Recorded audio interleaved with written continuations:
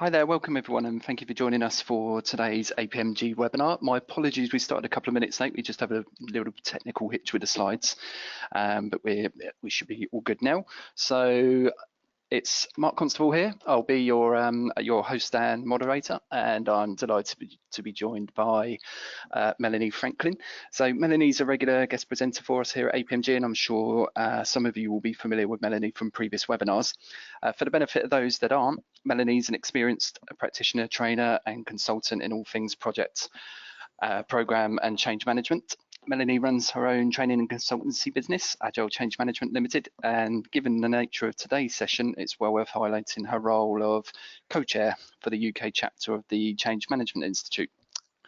So the driver for today's webinar is the increasing importance of change management for organisations and the ever-increasing levels of change many of you out there are no doubt experiencing. And Melanie will use the time today to share some practical tips and advice for creating and managing change effectively. Before I hand things over to Melanie, bear with me while I cover off the usual housekeeping items. So first of those is just to let you know that the session is being recorded, and we'll send a follow-up email later today as soon as we've got the recording and slides online. Secondly, all participants are muted, but you should see an option on your control panel to submit questions. Feel free to submit those at any point. I'll be keeping an eye on those throughout, and we'll try and address as many as we can towards the end. Feedback is very important to us, so if you have any feedback, you'll have my email on the follow-up email and also from the reminder email. So anything positive, negative is very welcome. And something that isn't on the screen is polls. We've got a couple of polls to get you involved in the session today, so do look out for those. Okay, that's the scene set and housekeeping covered. So Melanie, welcome, and over to you. Thank you very much. Well, I'm going to do what I often do, which is ask a little bit about the audience. So you've got a question about who's doing what, haven't you, Mark? So could you put that up for me? Yes. So 1 second. So the question is, which of these two options best describes your role in change? And we've got a couple of options there. So it's I'm trying to make change happen as a full-time role, or the alternative is in addition to another role. And I thought I'd also include the neither option there as well, just in case. Well, in case people are on this just for fun. On a Friday lunchtime. 3% are, it seems. So. Oh, good grief. So it's, yeah, we're hovering around 65, 66% as a full-time role, Mel, and okay. So 3% in addition. Okay, all right, well, welcome to those who are multitasking. And I've put up here that we're going to talk about a poll that I've been running, which is, what did people want me to talk about? What are the things that drive the nuts about change? And these were the three big issues that no one that I'm working with really understands why we've got to do this change. So the level of enthusiasm is sort of zero. Everyone's too busy with other changes. So whatever their level of commitment to the change, they're just overwhelmed. And then no one's actually helping me to make the change happen. So I feel like I'm pushing water uphill. I thought it would be nice to do what I've been doing with every group I'm working with this summer, which is to ask which one of those is your real nightmare. While you're doing that poll for Mark, you can have a think about the fact that if you've got other nightmares, please raise them as questions. And when we get to the question section, I will happily, standing up on my feet, trying to come up with answers for how we can address some of your other problems. But let's find out which is the one that maybe worries you the most.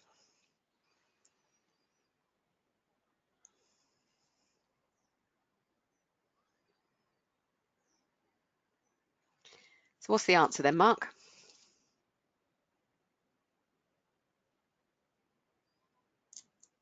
Sorry, Mel, I was on mute for a second. Everyone is too busy with other changes is the dominant one, so it's hovering at 69% at the moment. Ooh, yes, okay. 12% no one I work with understands why we're making a change.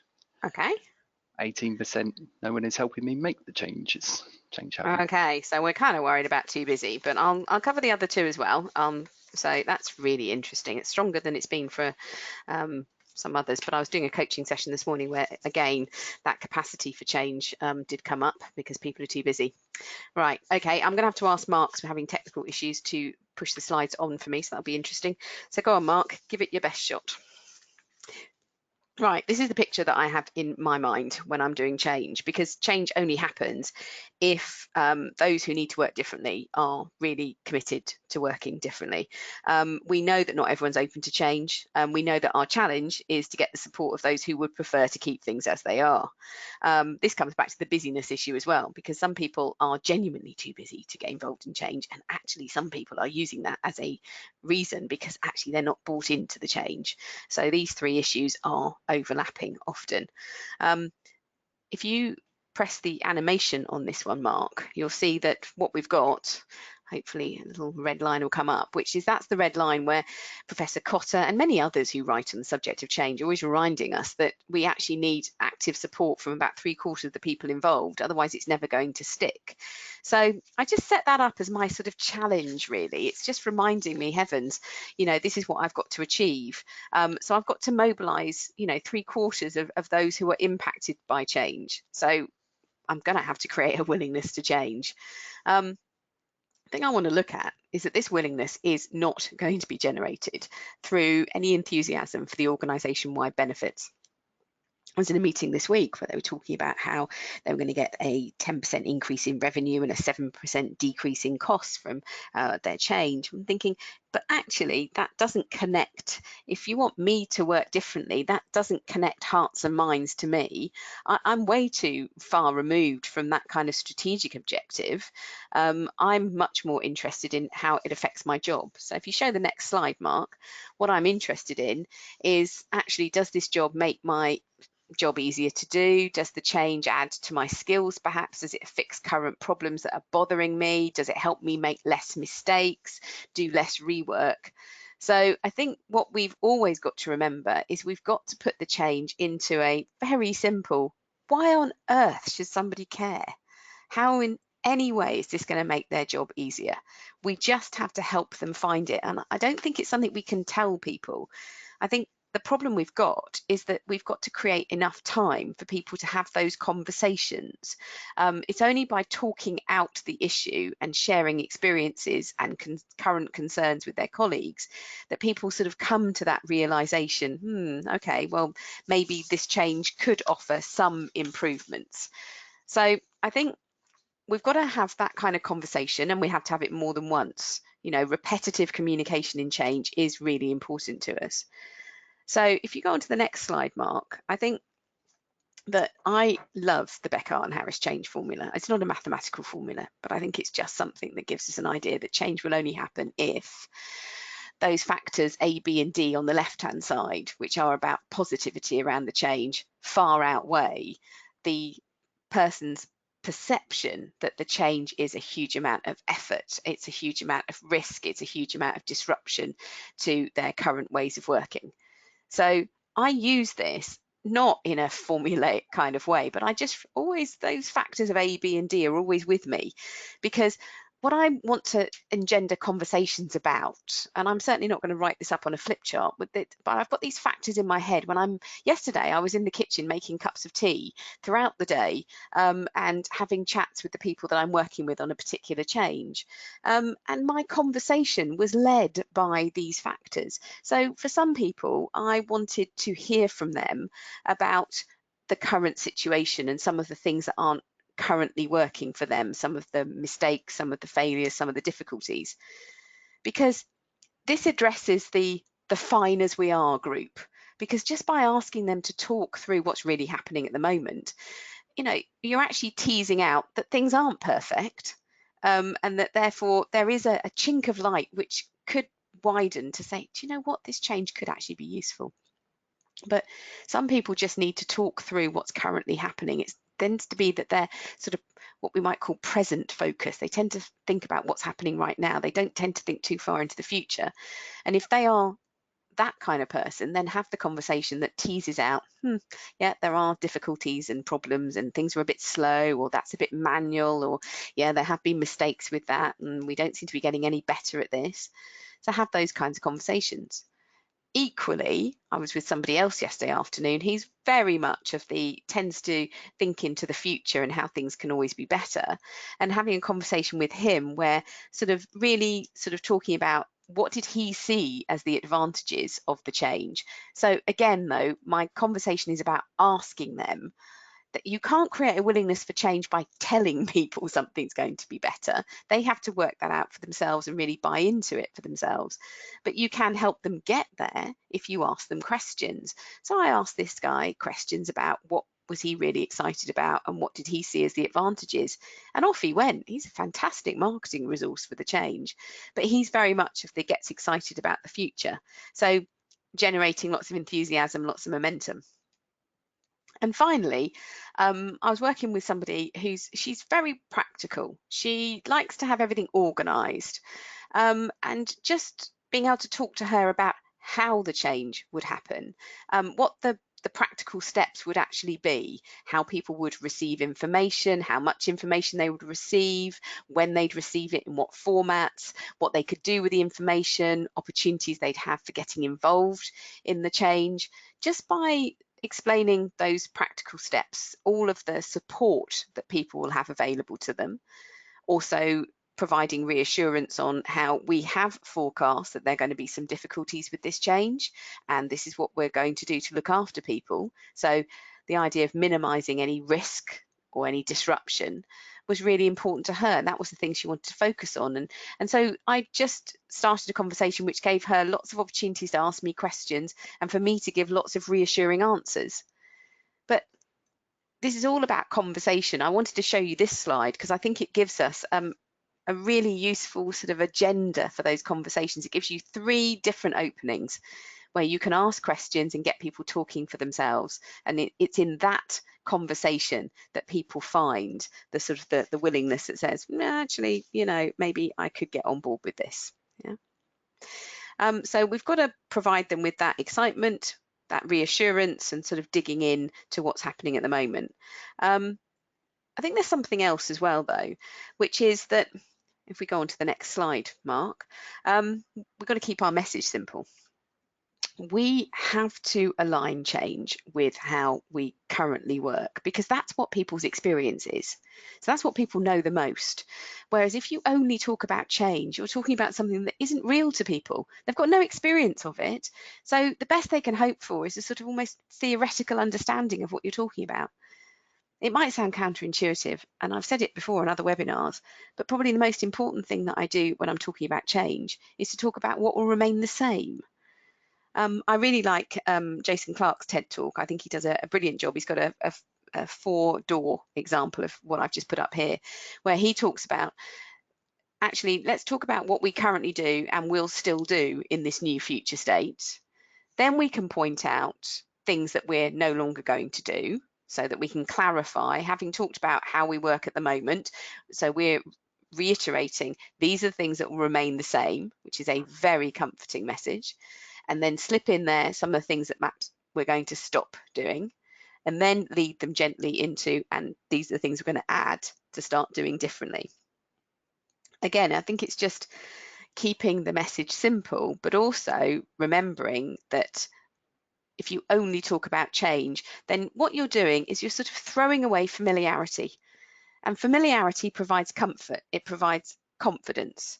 So don't throw that away, assuming that merely the excitement of something new will overcome any unwillingness to change. It's not, it will never be enough. What you've got to do is to provide reassurance, then people can listen to the extra bits that you're going to do as far as the change is concerned. I was doing a lot of coaching yesterday where I ended up saying the same thing, which is don't destroy, build upon. And so just talking about the fact that we're not destroying everything that's familiar to somebody at the moment, but we're going to add to what they do. We'll add to their capability. We're going to give them additional features and functions. So I think thinking about how you put the change across is fairly important.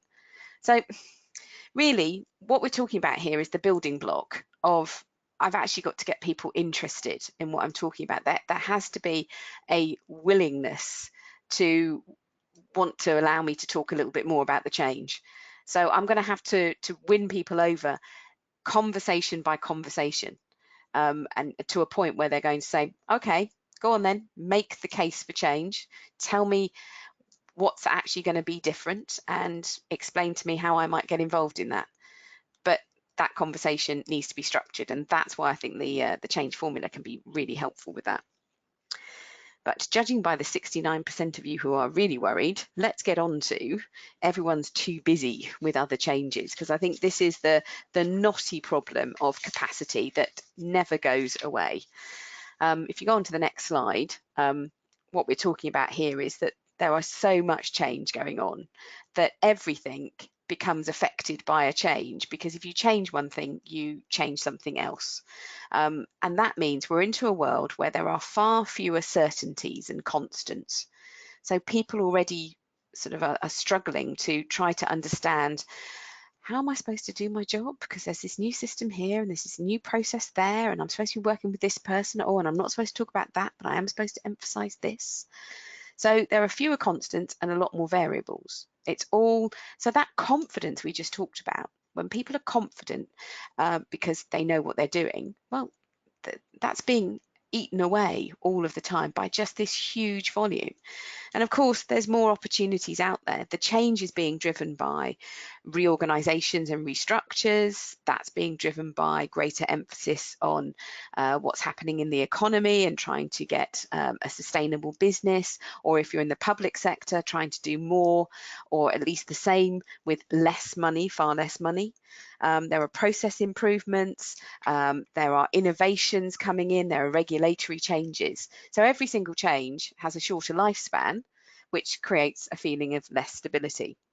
So this means that when we turn up for work, there's a really good chance that our certainty about how to do our job is going to be challenged. And we're going to need to spend time and mental energy changing something that used to be an automatic reaction.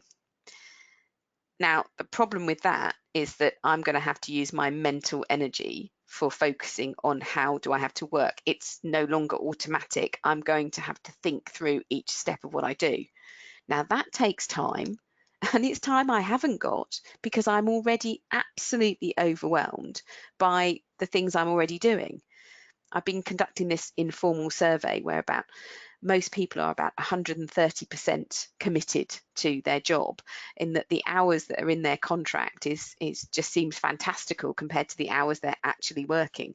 Certainly I don't meet anybody who's doing less than they're supposed to be. They're all doing more. So I'm going to have to tread really carefully. And I think one of the important pieces, if you go on to the next slide, Mark, and this isn't going to be easy. I think there's some animation on there, Mark.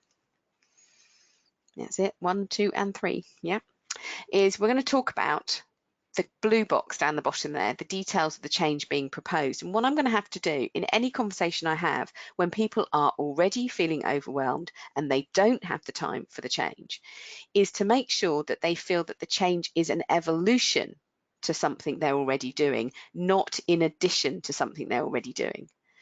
If you're really busy and somebody comes up with yet another bright idea that feels as if you're going off at a tangent, it's insulting to all the effort that you've put into some of the changes you're already trying to make. We talk a lot about a cohesive and holistic picture, but what we're actually talking about is making sure that people don't feel yanked about. So if you're going to introduce yet another change, you are the source of that high volume of instability and uncertainty that people feel at work. Well, let's get rid of it. Let's try to not make it feel uncertain. Let's try to make sure that what you're giving me is just the next step on the journey I've already started to understand and started to implement. So for each change, starting with the blue box there, I'm going to look up into the green box. In that, how does the change I want to talk about relate to changes that are already taking place? So I've got a group at the moment who are moving offices. Now that's a huge amount of disruption. And in the summer season, when everybody is on holiday, it really is quite disruptive. And here I am wanting to change the video conferencing platform that they use. Think, oh, good grief, they want that like a hole in the head. So I've got to sort of start talking about it, perhaps in relation to all of the changes that we've made about the conditions in which people are working, because we haven't just moved offices. Of course, what we've done is we've tried to create a far more collaborative space, but we've also tried to create a space which recognises that not everybody comes into the office every single day, and that therefore getting our video conferencing platform right and really easy to use is important, because the volume of video conferencing calls going up is really important to people.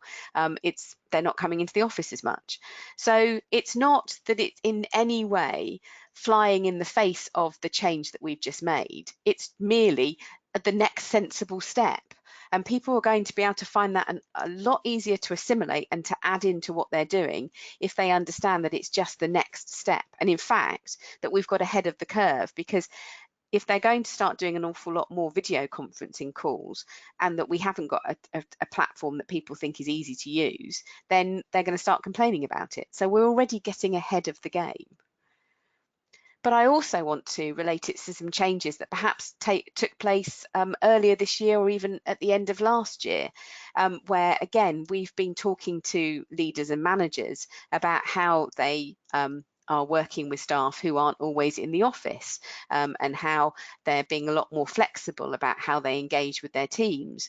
So I'm acknowledging all the hard work that they're going through about changing their leadership behaviours, and I'm knitting what seems like a relatively simple change about video conferencing, but it's still disruptive change, into what they're already doing. So that black box on the top left there, I'm thinking about, yeah, what's actually happened already and making sure that it feels cohesive to that.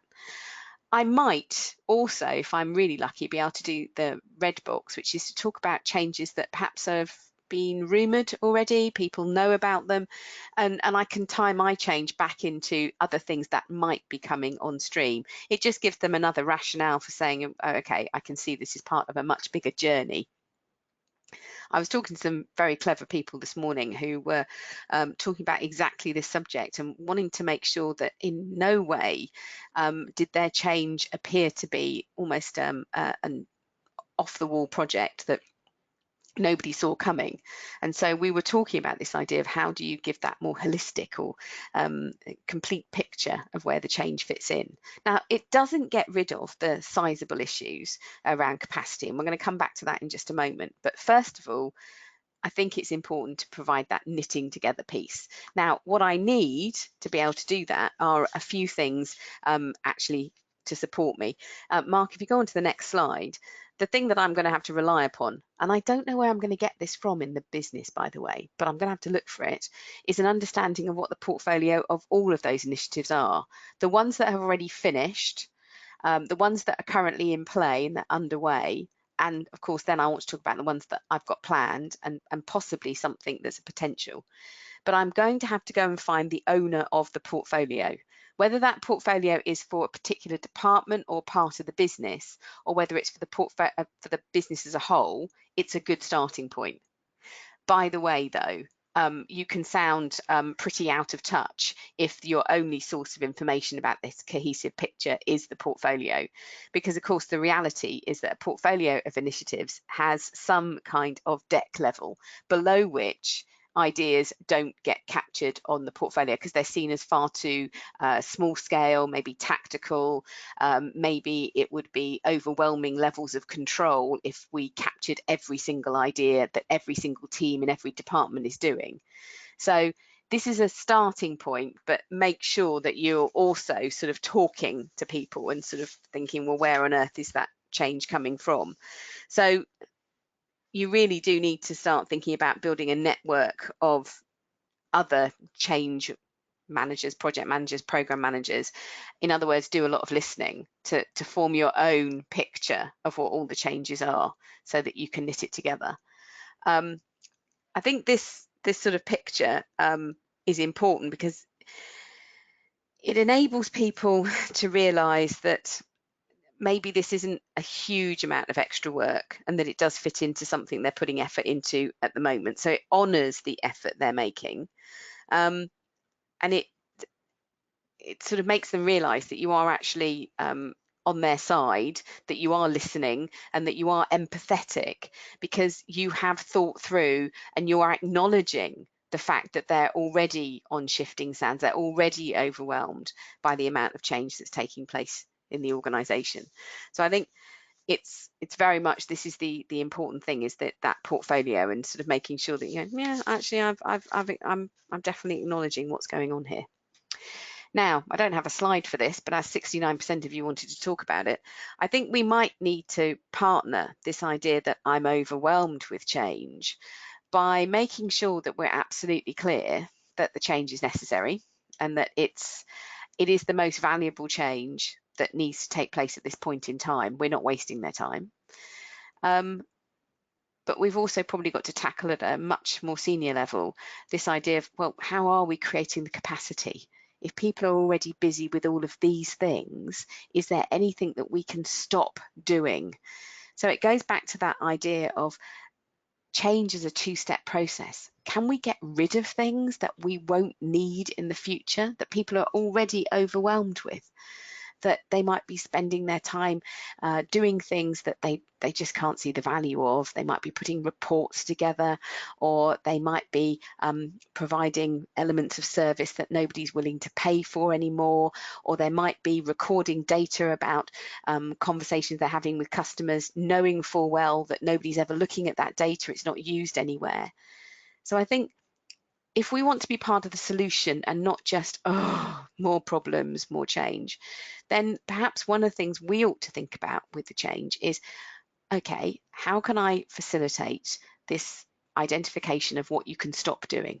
However small scale it is, if I can claw back in somebody's day or in somebody's week, I can save them half an hour here or 40 minutes over there, then I'm just lessening the pressure that's on them, lessening the load.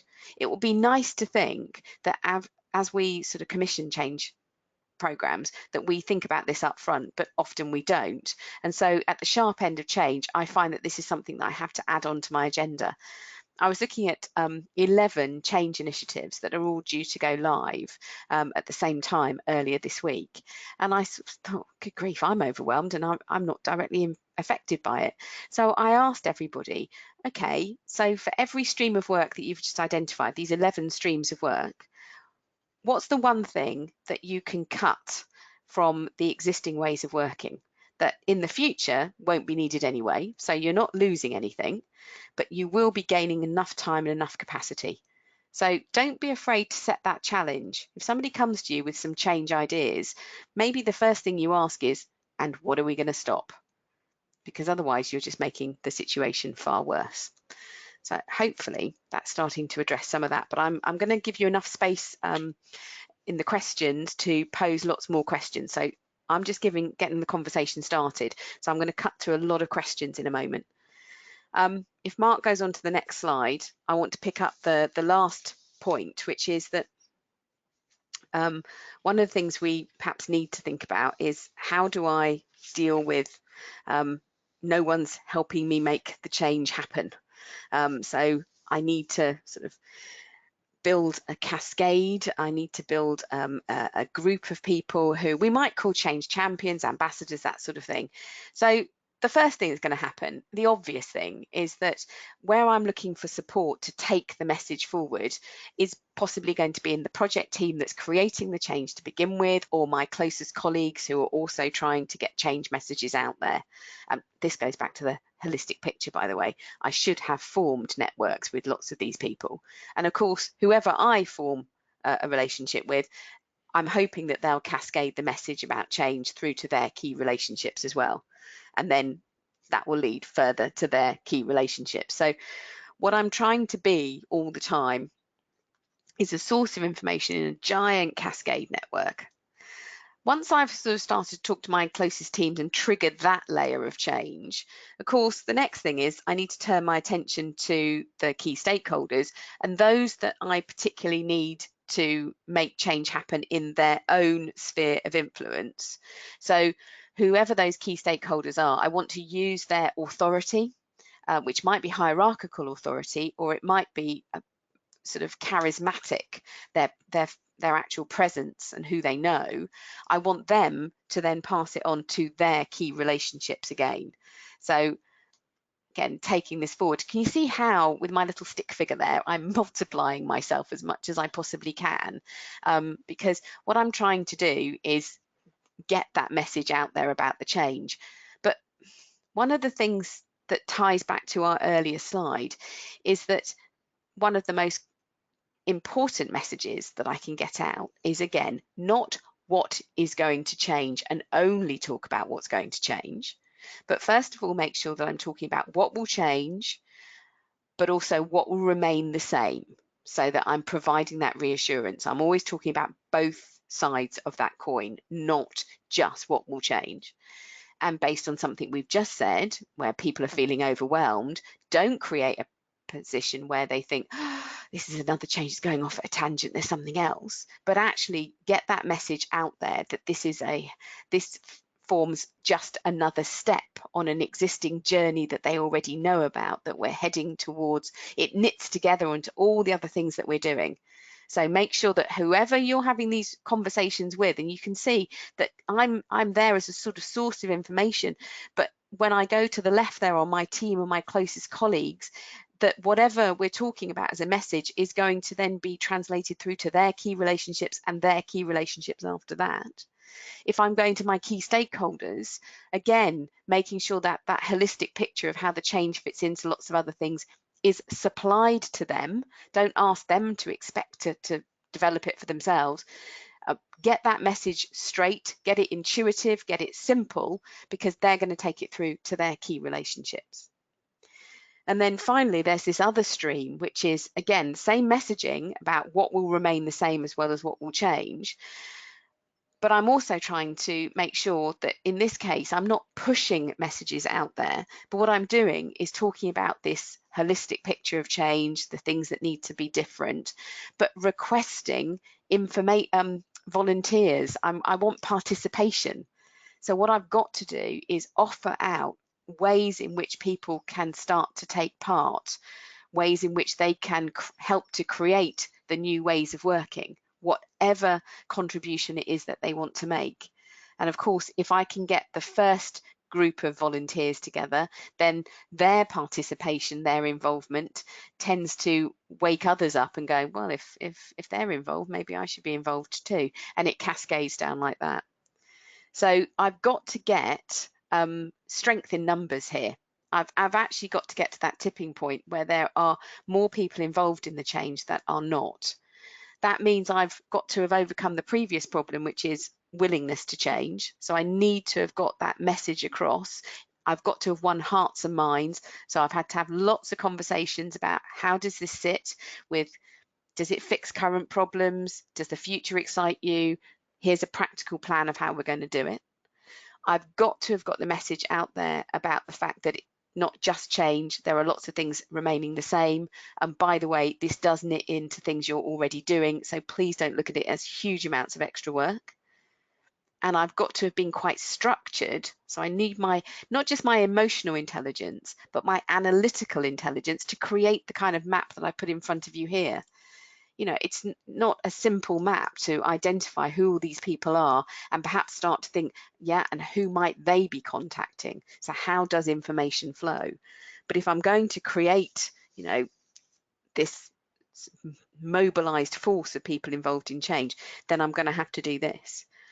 And of course, that, you know, that volunteerism, that empowerment is about getting people to work out, well, how can they contribute? How would they like to contribute? So the last slide I want to put up is about how we might engage people. This knowledge, skills and attitudes chart is a way for people to define what being that change champion or change ambassador actually really means for them. So what do they think on the left there?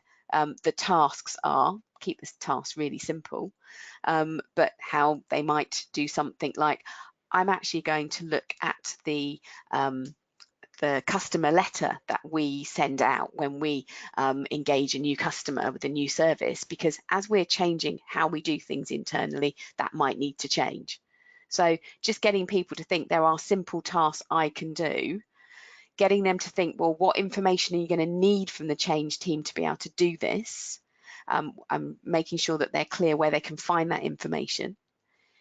getting them to celebrate the skills and abilities that they're bringing to the party, about the fact that, yeah, you really know your customers and you know what you've been saying to customers in the past, so you are the best person to design that letter and to test it out with customers. And then the attitudes, that idea of actually encouraging people that to get involved in change, and for them to actually see that maybe change is good, that if this is the behavior piece, the attitude, the values they bring to actually getting involved in change. It's a nice simple structure, and it's a great way to get people talking if you want them to design their involvement in the change. Every time I do this, I am surprised by how demanding people are of themselves in terms of the knowledge, the skills, and the attitudes they need for it. And it's something to be celebrated, because people go, I'm actually going to put some real effort into doing this and I want to do it well. But that connects to building that network of getting people involved, you know, saying, well, actually, there's not enough people, no one's helping me to make the change happen. Well, you build out your network, but you don't expect that network to be there on day one, fully formed. And when you have got people showing an interest in becoming part of that network, that this table here provides you with some great conversational steps. You can workshop this if you want to, but equally, you can start to have conversations with them so that they can really picture quite clearly in their minds exactly how it is they're going to get involved. Because of course we know psychologically, if you've really pictured how you're going to do something, then you are much more likely to do it. It's the age-old training technique for world-class athletes who have to visualize how they are going to get across the winning line first. And this is exactly what we're trying to do in our volunteer network of change champions. So it doesn't have to be formal workshopping. This could be lots of conversations that you have where you get people to sort of design their role for themselves. So hopefully that's given you a quick zip through this idea of that we need willingness, because if no one understands why we've got to do the change, we need to address that willingness.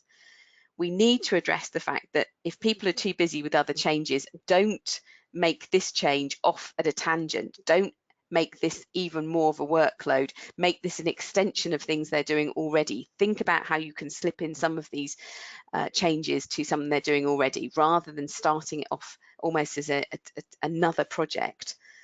And make sure that you are thinking through how to build your volunteer network and that cascade, because you do want to get people involved from all parts of the business at all levels. And what you're going to have to do is perhaps create that volunteer network that you're giving people the opportunity to choose how they participate, to craft their role for themselves, so that they're going, yeah, okay, I can do this, I own it. So there's a theme running through this, which is there's a lot of ask and there's very little tell. But these age-old problems, we've just got to think about techniques for how we tackle them, because they're not going anywhere. I think the particular thing is it's getting worse in terms of people are too busy with other changes. On that basis, have we got some questions that people have come up with?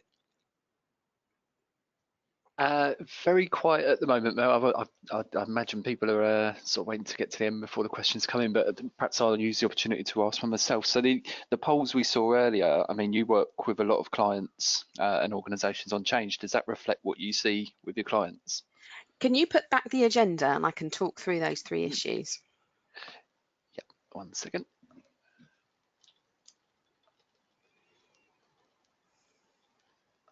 There we are. Yeah, I think that, well, basically I've worked with two different organisations in the last couple of days, and these were at senior levels, and I was also working with a large group of middle managers. And I think the underlying concern, they all expressed it in different ways, but the underlying concern is they were quite hesitant. They were quite scared, I think, of the fact that they were asking people to make yet more change when they were already busy with the changes they were going to make. One of the conversations I had yesterday was, okay, we could go down that route of that cohesive picture, which they thought was a very good idea, and they're going to do that. They thought about this idea of how they can stop doing things as much as start doing things. But the other thing we talked about was that this group of people are quite data driven.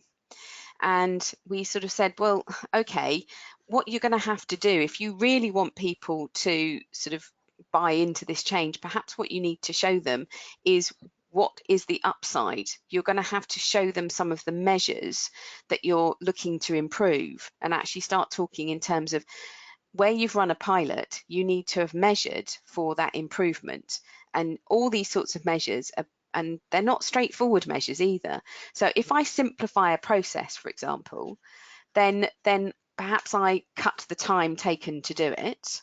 But I also, if I simplify the process, reduce the number of errors, because if you've got a simpler process, you're less likely to make errors. I've also got the fact that if I simplify a process, I can reduce the training time needed so that I can get people on board much more quickly. So I think you can start to look at those, and then those benefits start to take you to, well, okay, so what's the upside?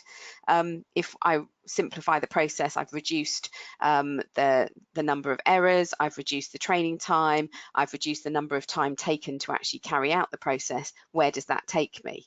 Okay, well, I'm saving people's time in two ways: faster process, and they're not wasting time on fixing mistakes anymore. What does that do? Well, that actually makes them feel a lot more motivated, because if you're not having to fix mistakes every day, then that's making you feel like you're more productive.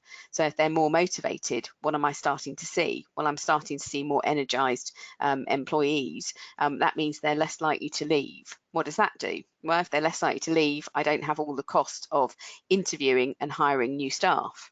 So it's just making sure that it's perhaps thinking through all of the different upsides of the change, and starting to think, well, how would we measure all of those things? They sound good, it sounds like a great story, but what are the indicators that we would see that actually that's coming on board? So, and just by having that explicit conversation, actually breaking down that network of potential benefits and getting people talking about that, can make people think, oh, you know, this is actually worth trying. We really ought to give this a go.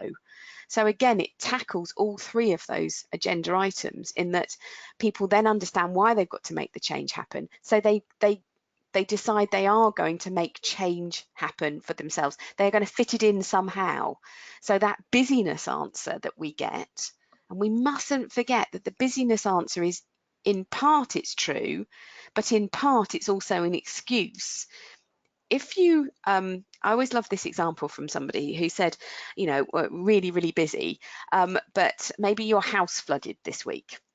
So you had to go downstairs and you've had to rescue everything, and you've had to move upstairs in your house, and you've had to call the insurers, and you've had to call maybe somebody to help pump. Maybe it was the washing machine that flooded part of your house. You've had to call the plumber in.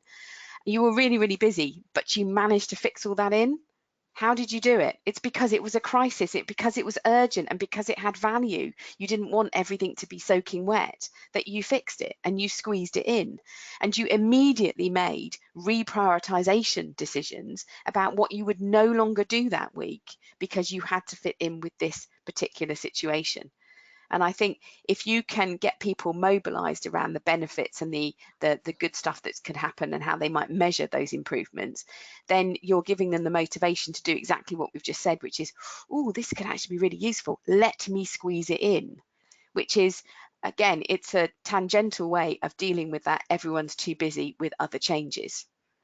And also it tackles the no one is helping me to make the change happen. Okay, thanks, Mel. A few questions in now. So how would you approach weakness at the leadership layer when a change is dependent on their involvement, besides offering them training and formal learning? Yeah, I think the thing is, you've just got to get to a point where they actually care, that actually that you're going to have to work on their motivation, because if they're in a leadership position, they've clearly got the skills to actually help get change embedded in their area of responsibility, but they're not. So we're back to actually the middle issue here, which is they're saying, well, they're too busy with change because they're doing too many other things. We know that this evidences itself in the fact that they don't turn up to steering committee meetings and they ask somebody else to go in their place, for example, that they're just not showing any kind of commitment or championing of the change. So whenever they are talking to staff, they're not talking about the change, they're talking about other things instead. And I think there's you can train all you like, but at the end of the day, it's actually getting them to care. And I think increasingly what I'm seeing is the emphasis we in the change management profession have to make on explaining that all of our behavioural change activities, all of the persuasion, influencing and motivating we're doing has to crack the issue of this leads to benefits. So in other words, the change management actions are the way in which we actually get the benefits out. And you've got to have that conversation with the leader that says, okay, what you do want is you want to see a 10% cost reduction, right?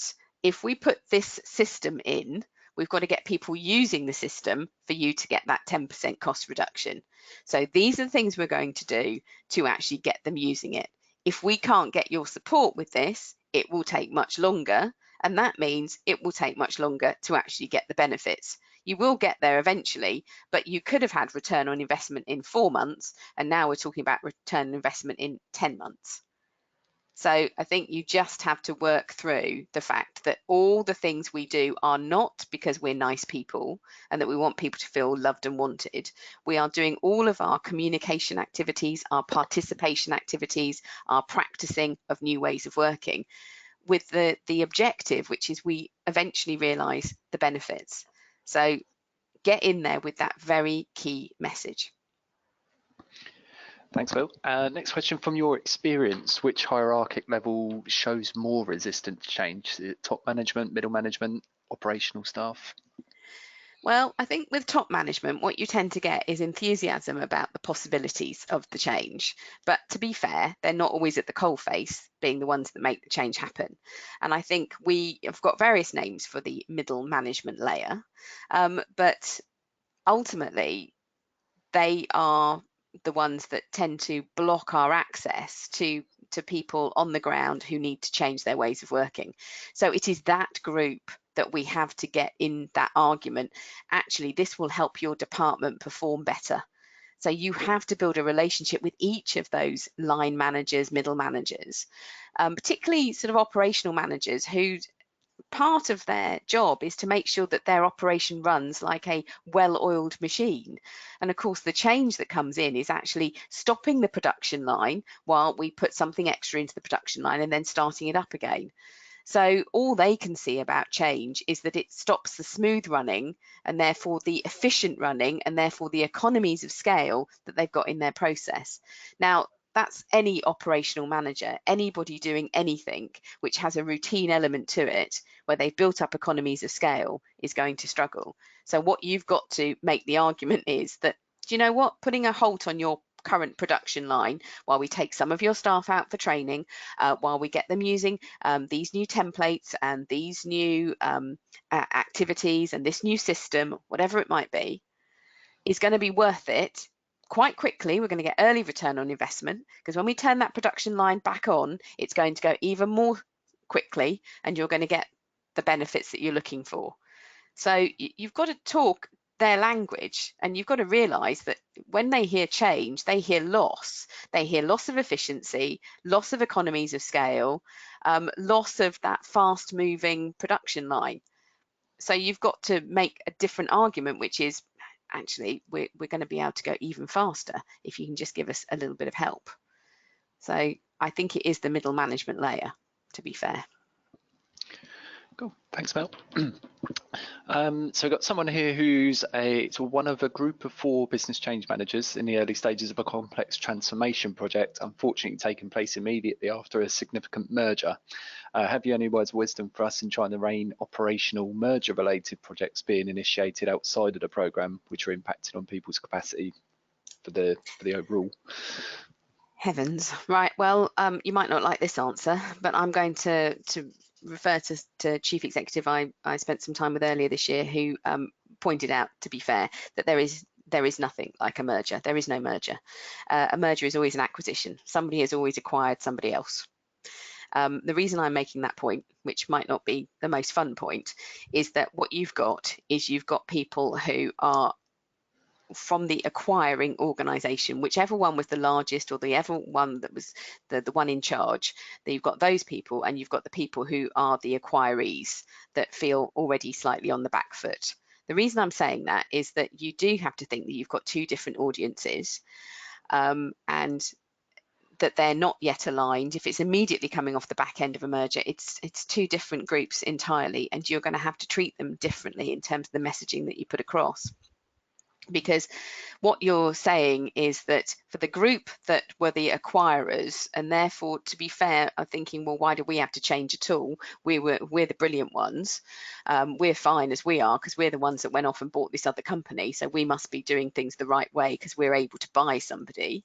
You're going to have to talk about your change in terms of how it improves what they've actually got already.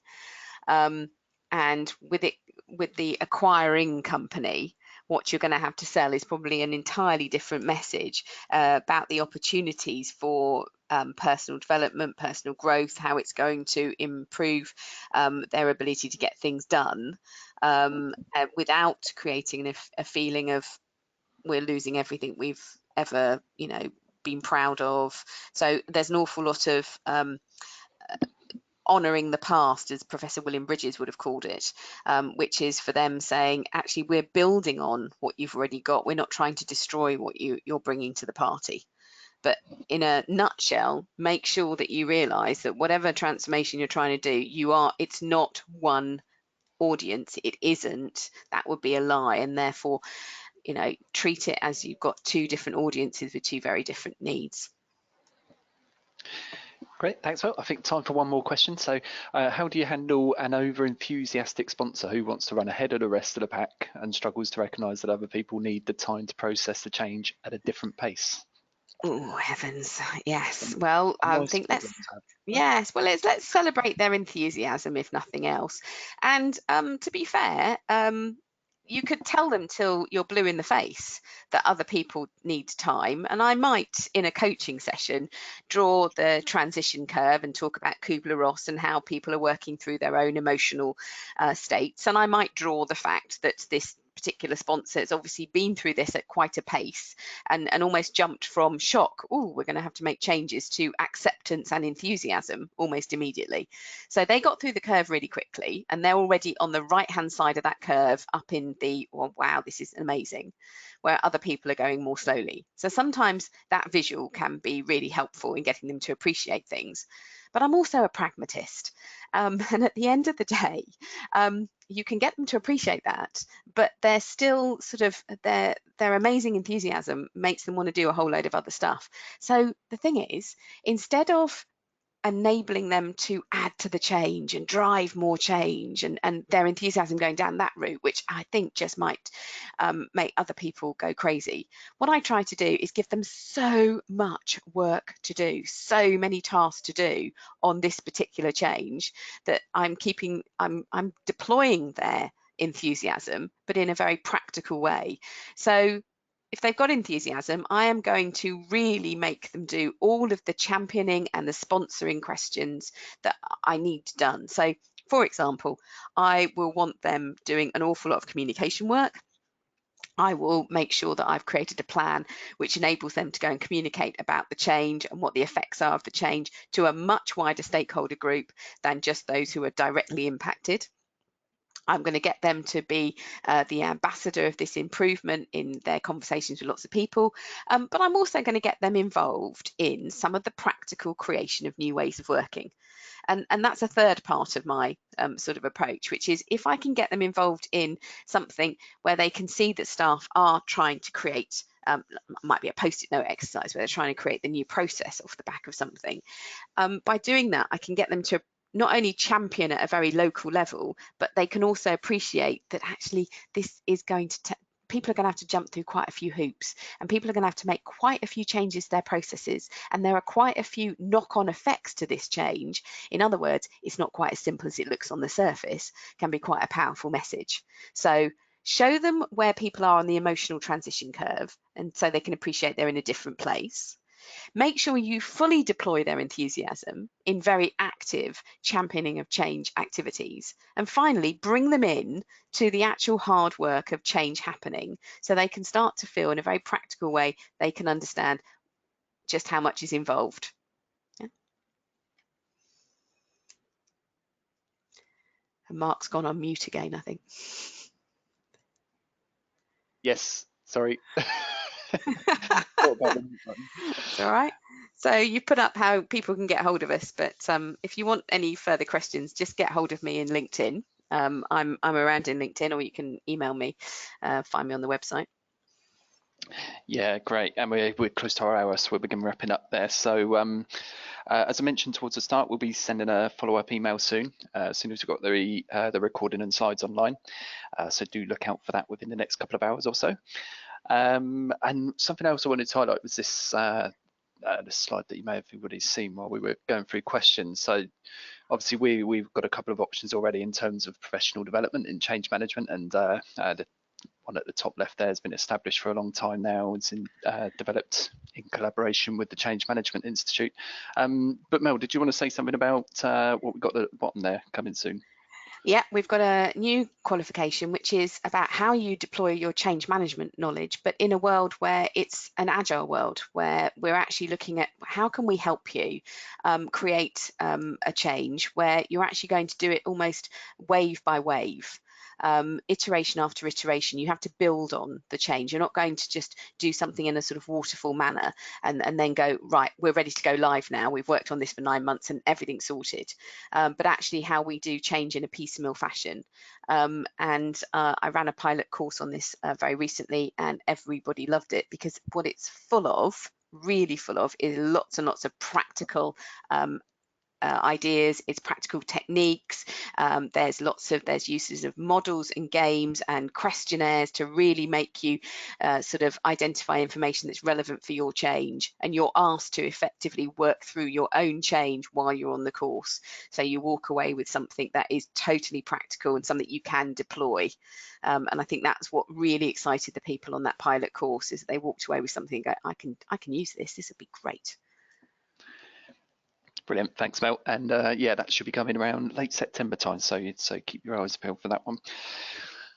Okay, that's everything. So thank you very much everyone for attending. I do hope it's been a useful and interesting session for you, and many thanks as ever to you, Melanie, for your insights and expertise.